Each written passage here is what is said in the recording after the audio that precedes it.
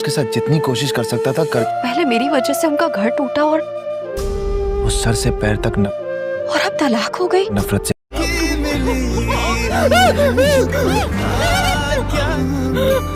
माहम बाजी का ज़हनी तवाज़ुन बिगड़। नाज़रीन, आप देखेंगे कि जब से ज़ारून ने माहम को तलाक दी है उसका ज़हनी तवाज़ुन ख़राब होता जा रहा है। उसे कुछ समझ ही नहीं आ रही, वो पागलों वाली हरकतें करती है। सब घर वाले बहुत ही परेशान होते हैं। इधर आप देखेंगे कि ज़ारा अपनी माँ को कॉल करती है और उन्हें बताती है कि अम्मी, आप जानते हैं कि ज़ारा माहम बाजी की रोज़ रोज़ ज़हनी तवाज़ुन ख़राब होता जा रहा है। वो तो कुछ भी उन्हें समझ नहीं आ रही, वो पागलों वाली हरकतें करती हैं। इस पर अज़रा परेशान हो जाती है और कहती है कि क्या तुम कह रही हो? वो कहती है कि अम्मी, मैं ठीक कह रही हूँ, मुझे तो लगता है कि जैसे माहम बाजी पागल हो रही हैं। इस पर वो परेशान होकर रोना शुरू हो जाती है और कहती है कि बेटा, मैंने तो कभी नहीं चाहता कि माहम के साथ ऐसा हो। इधर आप देखेंगे कि जब ये चीज़ शफ़क़ को पता चलती है तो शफ़क़ बहुत परेशान हो जाती है और वो दिल में यही सोचती है कि जब से मैं इस घर में आई हूँ, मेरी वजह से पहले उनका घर बर्बाद हुआ और फिर मैं दोबारा जब वापस आई तो उन्हें तलाक हो गई। ये चीज़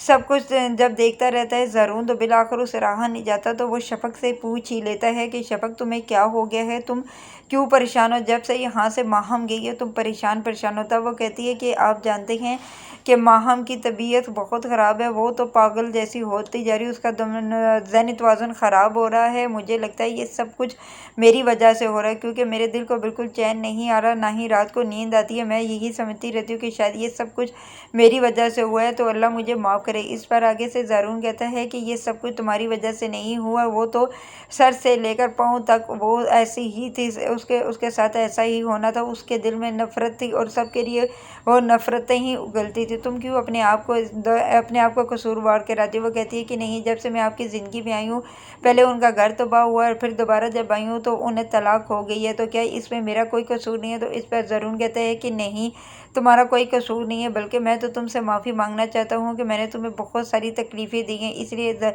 शफ़क़, तुम आपको कसूरवार मत समझो और अब मुझे तुम माफ़ कर दो। इस पर ज़ारून को वो कहती है कि आप मुझसे क्यों माफ़ी मांग रहे हैं? मैं तो वैसे भी आपसे बहुत मोहब्बत करती हूँ और मैंने आपको माफ़ किया हुआ है, आप वैसे ही मुझसे माफ़ी मांग रहे हैं। तो वो कहता है कि नहीं, मैं समझता हूँ शायद तुम मेरी वजह से उदास हो, इसलिए मैंने कहा कि मैं तुमसे पूछ ही लूँ, इसलिए मैंने